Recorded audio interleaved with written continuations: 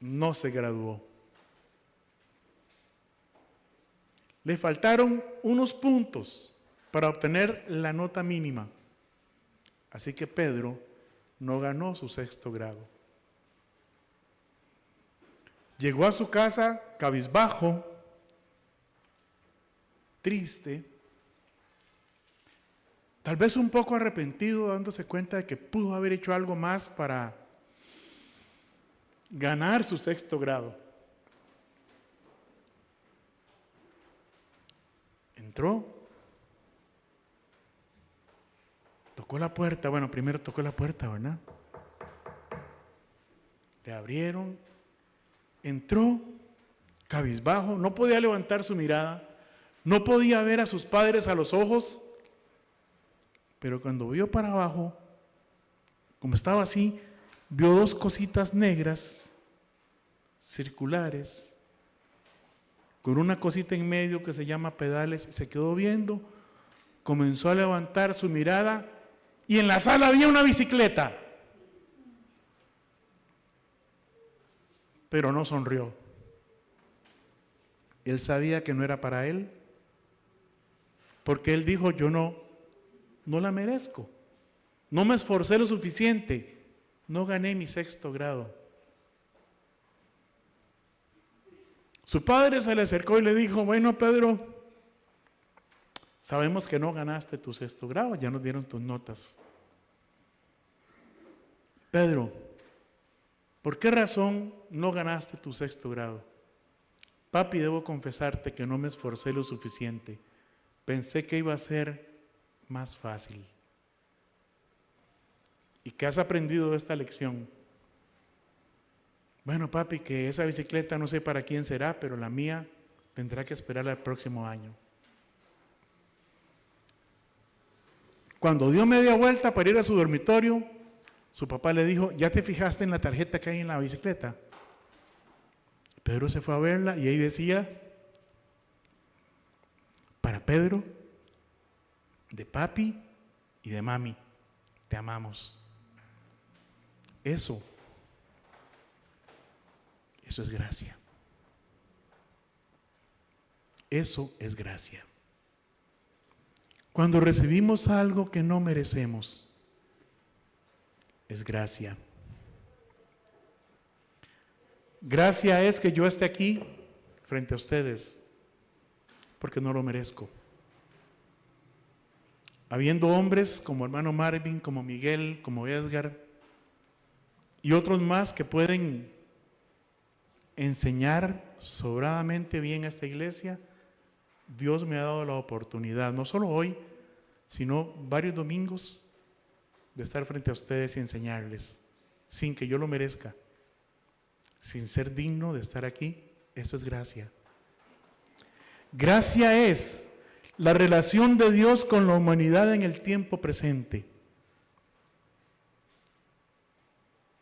porque está basada en su gracia, su misericordia y su paz, que llegan hasta nosotros por la obra de su unigénito Hijo Jesucristo,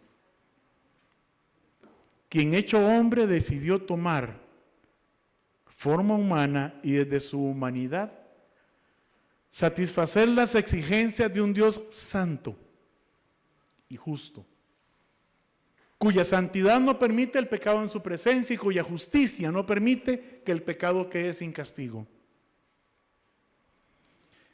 Y hoy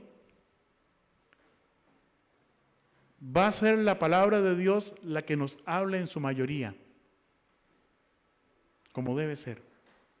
Aunque yo esté aquí hablando, vamos a leer muchos pasajes que nos van a aclarar este punto. Hoy vamos a hablar acerca de la gracia de Dios.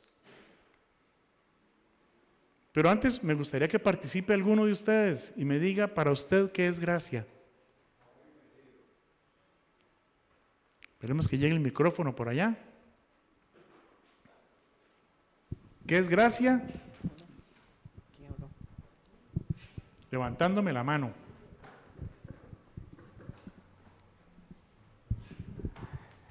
Gracia quiere decir favor inmerecido. Favor inmerecido. Es decir, cuando recibimos algo, como Pedro, que no merecemos, ¿verdad? Muy bien. ¿Alguien más? Veo unas caras conocidas, vamos a ver. José Marín, hermano, qué gusto verte.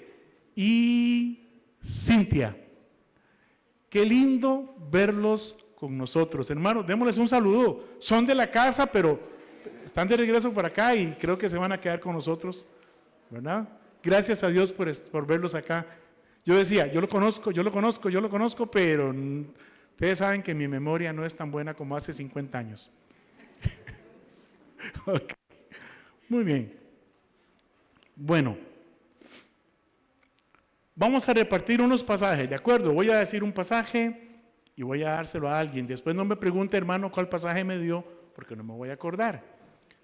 ¿Ok? Cuando usted tenga su pasaje ahí, cuando yo lo pido, usted lo lee, ¿de acuerdo? Vamos a ver, hermano pastor, Salmos 5, 4 y 6. Hermano Miguel, Isaías 59, 2. Oscar Rivera. Bueno, estás con los controles. Entonces, Catalina, hermana Catalina, queda en familia. Proverbios 6, 16 al 19. Vamos a ver, Carlito Johnson. Números 14, 18 y 19. Hermano Cristian Cerdas. Ya te vi. Proverbios 16, 5 y 6. Muy bien. Dijimos entonces que es gracia, un favor inmerecido. Dijimos entonces que la relación de Dios con el hombre en esta época está basada en su gracia, en su misericordia y su paz, que llegan hasta nosotros por medio de ¿quién? De Jesucristo. Entonces comencemos con los pasajes, Salmos 5, 4 y 6. Porque tú eres un Dios que se complace en la maldad, porque tú no eres un Dios que se complace en la maldad, el malo no habitará junto a ti. Destruirás a los que hablan mentira, al hombre sanguinario y engañador abominará Jehová. Muy bien. Porque tú no eres un Dios que se complace en la maldad, el malo no habitará junto a ti. Los insensatos no estarán delante de tus ojos, aborreces a todos los que hacen iniquidad, destruirás a los que hablan mentira, al hombre sanguinario y engañador, abominará Jehová. Isaías 59, 2. Voy a leerlo desde el 1 para que tengamos el panorama completo. Dice Isaías 59, 1 y 2. He aquí que no se ha cortado la mano de Jehová para salvar, ni se ha agravado su oído para oír. Pero vuestras iniquidades han hecho división entre vosotros, y vuestro Dios y vuestros pecados han hecho ocultar de vosotros su rostro para no oír. Muy bien.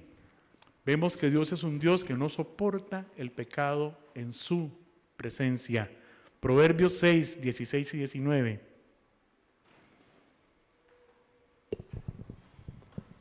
Seis cosas aborrece Jehová, y aún 7 abomina su alma: los ojos altivos, la lengua mentirosa, las manos derramadoras de sangre inocente, el corazón que maquina pensamientos inicuos, los pies presurosos para correr al mal, el testigo falso que habla mentiras y el que siembra discordia entre hermanos.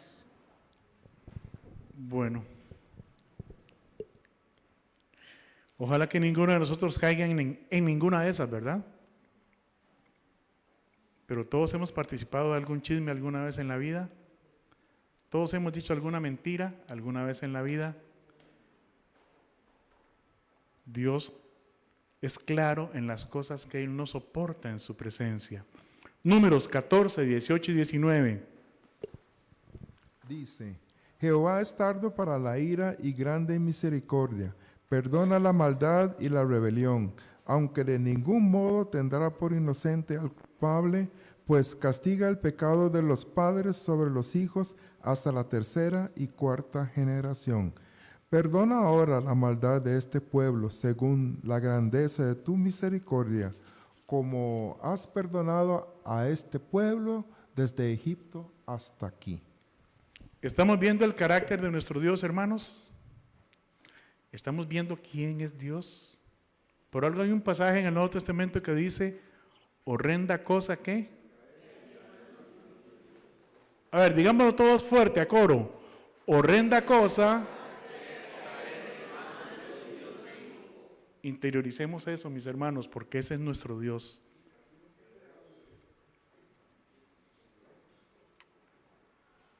Proverbios 16, 5 y 6. Abominación es a Jehová todo altivo de corazón, ciertamente no quedará impune. Con misericordia y verdad se corrige el pecado, y con el temor de Jehová los hombres se apartan del mal. Aún así Dios siempre da la opción al hombre. Ya vimos cuánto desprecia Dios el pecado. Ya vimos cuánto, ¿cómo lo decimos? Malestar, cuánta ira le causa a Dios el pecado. Pero Él dice, con misericordia y verdad se corrige el pecado. Y con el temor de Jehová, los hombres se apartan del mal. Pero ¿cuál es el temor de Jehová? Y no me digan que el principio de la sabiduría. ¿Qué es temer a Dios? Para usted, ¿qué es temer a Dios? Vamos, pueden levantar la mano y participar conmigo. Obedecerle. Obedecerle. ¿Qué más es temer a Dios? Respetarlo. Respetarlo. Hermana Kisi. Dar buen testimonio de que somos hijos de Él. Dar buen testimonio de que somos hijos de Él. ¿Saben? Todo eso es verdad. ¿Y saben que Él dijo, id por todo el mundo y predicad el Evangelio a toda criatura? ¿A quién le predicamos hoy? ¿Encontramos hoy a alguien? Me estoy incluyendo. ¿Encontramos hoy a alguien para decirle, quiero hablarte del Hijo de Dios que murió por ti en la cruz?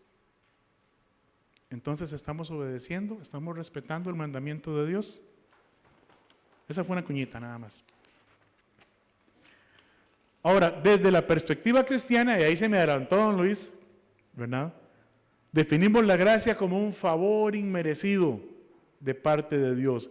Eso implica que Él nos muestra su bondad y que no debemos desecharlo ni menospreciarlo. Este favor que no merecemos, que Dios nos conceda, se hace evidente en la salvación que gratuitamente recibimos. Voy a leerles Efesios 2:8 en 3 versiones distintas, ¿de acuerdo? Reina Valera, Palabra de Dios para Todos, y traducción del lenguaje actual. Reina Valera 1960 lo presenta de esta forma: porque por gracia sois salvos por medio de la fe, y esto no de vosotros, pues es don de Dios. La versión TLA lo dice de esta manera: ustedes han sido salvados porque aceptaron el amor de Dios. Ninguno de ustedes se ganó la salvación, sino que Dios se la regaló. PDT nos dice: ustedes fueron salvos gracias a la generosidad de Dios porque tuvieron fe. No se salvaron a sí mismos, su salvación fue un regalo de Dios. Pero sabe, ese regalo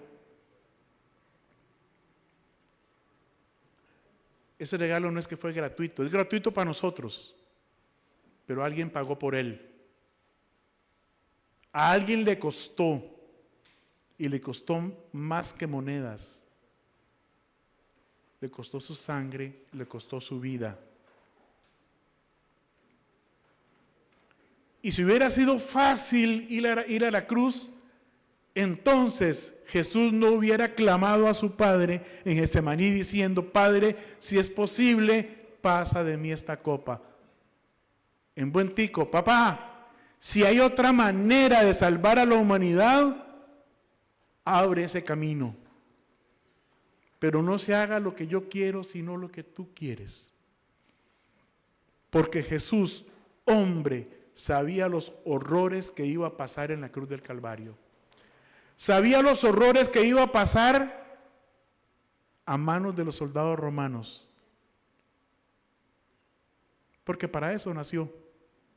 Sabemos que no nació por estas fechas, pero por estas fechas lo quiere celebrar el mundo.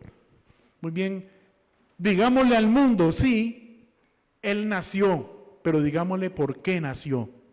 Y no hagamos de la Navidad una fiesta comercial, sino que hagamos de la Navidad un recordatorio de que un hombre llamado Jesús dio su vida en la cruz del Calvario, fue torturado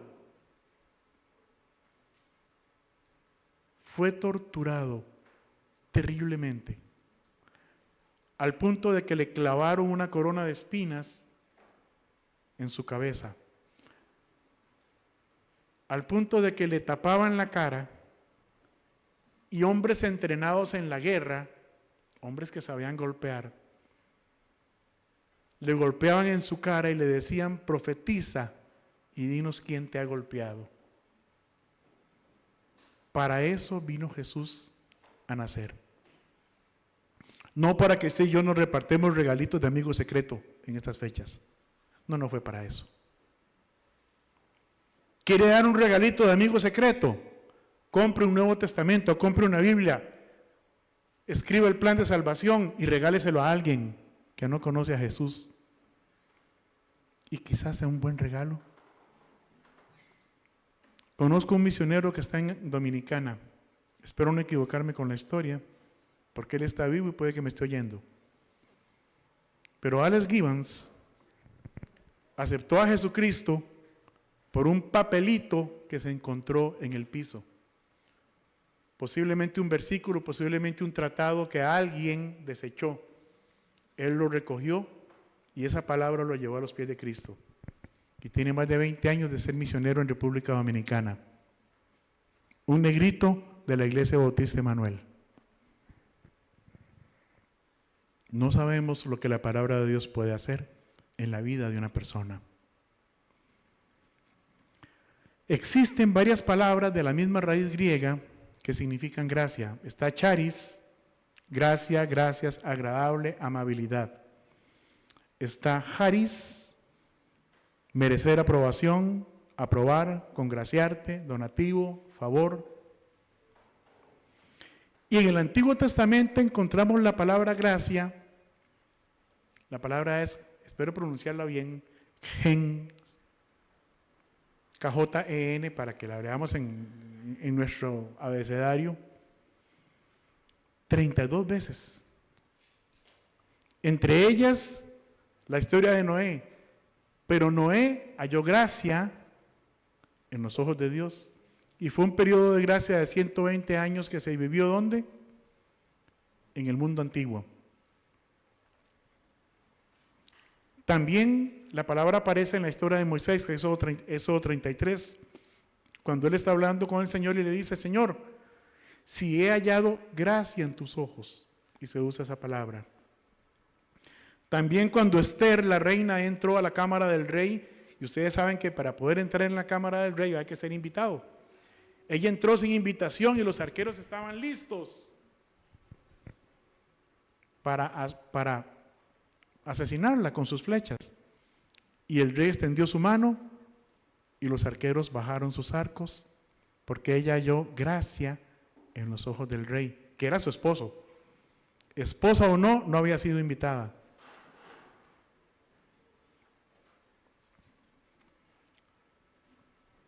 Esa es la palabra gracia. ¿Sabe una cosa? La diferencia entre Esther, que no fue invitada a la cámara del rey, y la humanidad, es que nosotros sí fuimos invitados. Ahora, Vamos a ver varias cosas sobre la gracia y una de ellas es que la gracia no debe ser confundida con obras.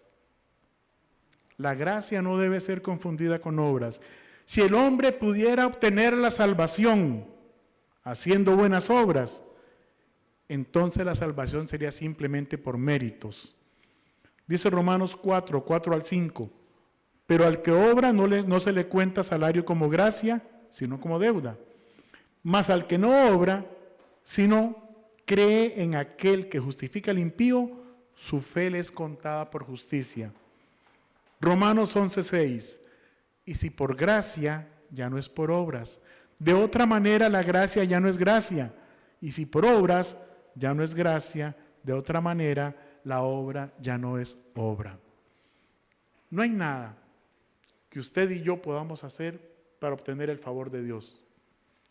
Simplemente Él quiso darlo. Simplemente Él quiso ofrecerlo. ¿Sabe por qué está usted ahí sentado en esa banca? Por la gracia de Dios.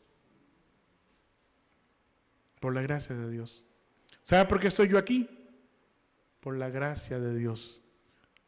Porque ni en la banca ni aquí no merecemos este privilegio. No lo merecemos. Si el hombre fuese capaz de satisfacer la justicia de Dios por sus propias obras, el sacrificio de Cristo no habría sido necesario. La gracia tampoco debe ser confundida con la ley. El hombre no se salva por guardar la ley. Aquí hago referencia a la ley de Moisés, ¿verdad? ¿Y por qué hago referencia a la ley de Moisés? Un poquito de historia. Cuando el cristianismo comenzó a crecer, algunos judíos, muchos judíos se convirtieron al cristianismo, pero querían traer con ellos también costumbres judías. Y entonces querían obligar a los gentiles a circuncidarse, inclusive a guardar ciertas fiestas. Y empieza la lucha de Pablo en las iglesias por enseñar que no es por ley, sino por gracia. Y en Gálatas 3, versos 6 al 14, voy a dar tiempo que lo encuentren. Gálatas 3, versos 6 al 14,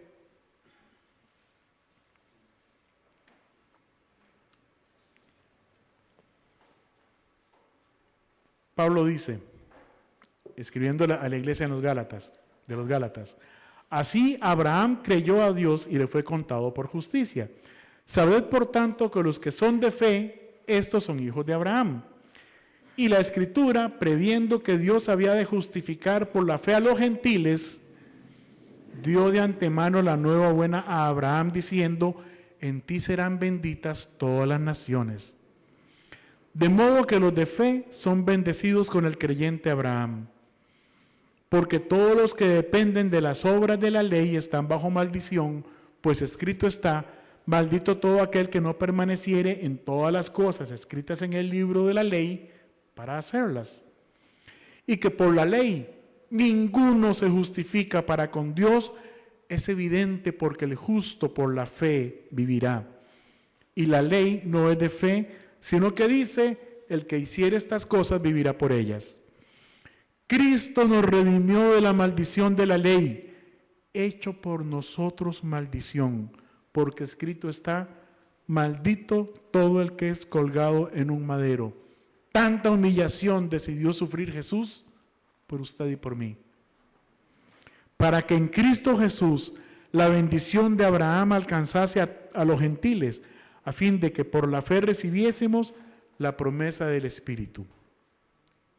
¿Queda claro el pasaje? ¿Alguien tiene alguna pregunta? ¿Es claro, verdad? Bien. Pero lo siguiente nos va a ayudar a ponerlo todavía un poquito más claro. Primero, la ley nos da una obra para hacer. Los que anotan, anoten eso. La ley nos da una obra para hacer. El que hiciere estas cosas, ¿qué? Vivirá por ellas. La gracia, en cambio, nos habla de una obra que ya fue hecha. Cristo nos redimió de la maldición de la ley, hecho por nosotros maldición, porque escrito está: maldito todo aquel que es colgado en un madero, para que en Cristo Jesús la bendición de Abraham alcanzase a los gentiles, a fin de que por la fe recibiésemos la promesa del Espíritu. Segundo, la ley dice: haz esto y vivirás. Otra vez, el que hiciera estas cosas, vivirá por ellas. La gracia dice: vive y entonces harás. Hermano, eso no está en la Biblia. Tal vez no con esas palabras, pero leámoslo. Efesios 2, 8 al 10, ¿qué dice? Porque por gracia sois salvos por medio de la fe, y esto no de vosotros, pues es don, es regalo de Dios, no por obras, para que nadie se gloríe. Y el verso 10, porque somos hechura suya, creados en Cristo Jesús para buenas obras, las cuales Dios preparó de antemano para que anduviésemos en ellas. Si usted no tiene la vida eterna en Cristo Jesús, esas buenas obras que Dios preparó de antemano no son para usted. Pero si usted tiene a Cristo Jesús en su corazón, si usted se arrepintió de su pecado, pidió perdón a Dios por su pecado y conoció a Jesús como su Salvador personal, entonces estas buenas obras son para usted y son para mí. Dios las preparó para que usted y yo caminemos en ellas. La pregunta es, ¿por dónde estamos caminando? ¿Estamos caminando por las buenas obras que Dios preparó de antemano? Perdón. Y alguien me va a preguntar, y si no me preguntan, les pregunto yo, ¿cuáles son esas buenas obras? ¿Alguien se ha preguntado alguna vez? ¿Cuáles son las buenas obras que Dios preparó de antemano para que caminemos por ellas? ¿Se lo han preguntado alguna vez? Hermanos, perdonen, pero la Biblia no es para leerla de forma romántica, como se lee una novela. La Biblia es para leerla, entenderla, atesorarla y obedecerla. Y esto aquí no es una sugerencia, esto es un mandato.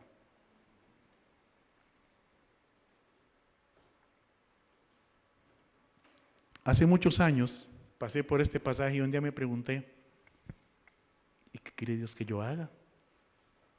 ¿Cuáles serán las buenas obras? ¿Será que si veo a una persona hambrienta en la calle, saque de mi bolsa, lo lleve a comer? ¿Será esa buena obra? Y no estoy diciendo que eso no se debe hacer. Si usted puede, hágalo. ¿Será ser un hijo más considerado con mi mamá?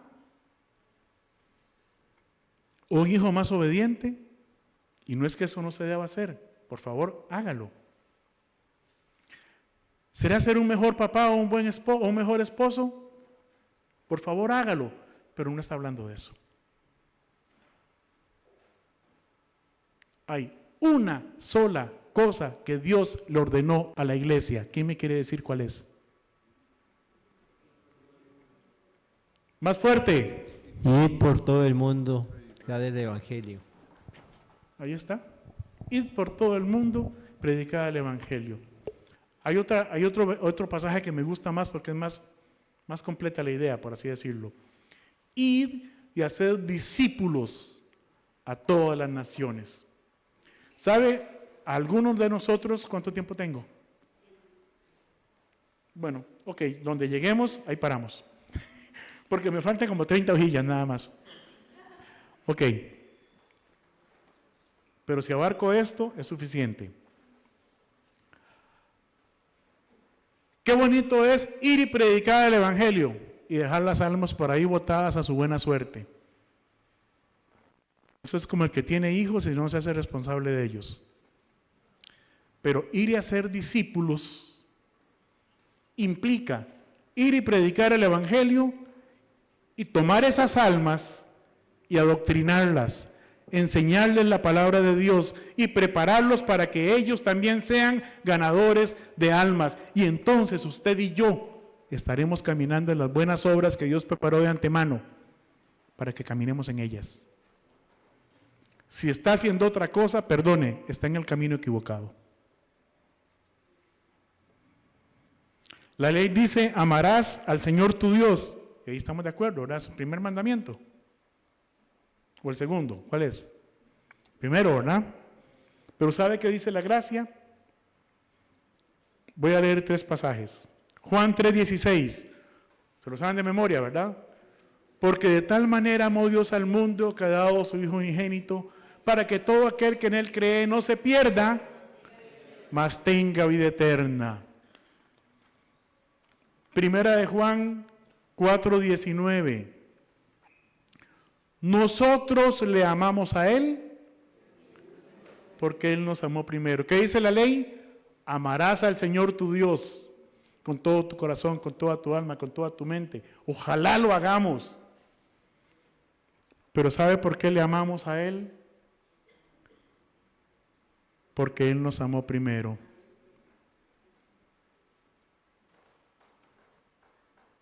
Pero no me gusta por ahí un pasaje de Jesucristo que dice, ¿por qué me decís Señor, Señor, y no hacéis lo que yo os mando? Y otro que dice, vosotros sois mis amigos, si hacéis lo que yo os mando. Y otro que dice, si me amáis, guardad mis mandamientos, id y haced discípulos. Porque eso es un mandamiento. Romanos 5:8, mas Dios muestra su amor para con nosotros en que siendo aún pecadores, Cristo murió por nosotros. Cuarto, la ley condena al mejor. Al mejor hombre, la ley lo condena.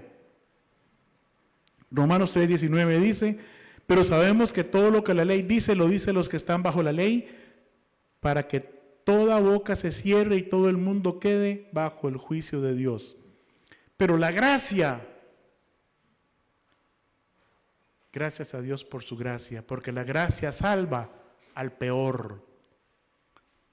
Al peor de nosotros,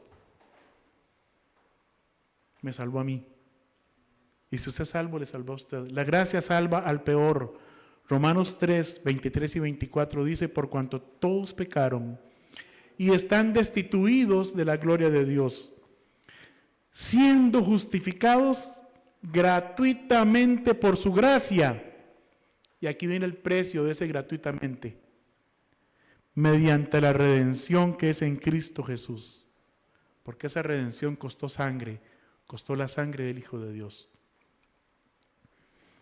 Tito 3:5 nos salvó, no por obra de justicia que nosotros hubiéramos hecho, sino por su misericordia, por el lavamiento de la regeneración y por la renovación en el Espíritu Santo. Quinto, la ley revela el pecado, Romanos 3:20, ya que por las obras de la ley ningún ser humano será justificado delante de él, porque por medio de la ley es el conocimiento del pecado. La gracia, en cambio, revela salvación. Tito 2, 11 al 13. Porque la gracia de Dios se ha manifestado para salvación a todos los hombres, enseñándonos que renunciando a la impiedad y a los deseos mundanos, vivamos en este siglo sobria, justa y piadosamente, aguardando la esperanza bienaventurada y la manifestación gloriosa de nuestro gran Dios y Salvador Jesucristo. Lo demás solo lo voy a mencionar mientras suena el timbre, ¿está bien? La gracia no es tolerancia al pecado. Escuché una vez a un pastor sobre una pareja que andaba una pareja que andaban cada uno con la pareja que no era su pareja. ¿Estamos claros? ¿Ok? Y cuando se le habló a ese pastor de esa pareja, dijo, de por sí estamos en la gracia. Bueno, mis hermanos, eso podría ser escandaloso, pero escandaloso es lo que algunos hacemos en privado y no nos atrevemos a contar. La gracia no es tolerancia al pecado. La gracia es la oportunidad que Dios da al pecador para que se arrepienta y evite el castigo por su pecado, ya que Cristo sufrió en su cuerpo el castigo por nuestros pecados, para que por su muerte seamos perdonados por el Padre, el justo por los injustos, para llevarnos a Dios. Voy a terminar acá y tal vez, si algún día me dan la oportunidad, terminamos las otras 30 paginillas. Que el Señor les bendiga.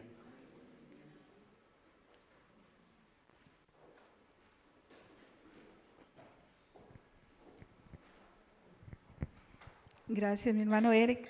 Gracias al Señor por su palabra y continúa.